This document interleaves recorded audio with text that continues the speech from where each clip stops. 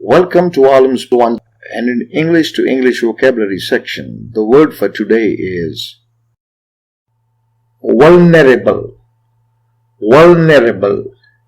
It's an adjective that means susceptible to attack, susceptible to criticism, persuasion, or temptation, capable of being wounded or hurt.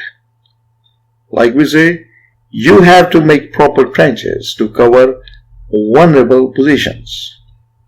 He is too vulnerable, so in my opinion, he shouldn't go there alone.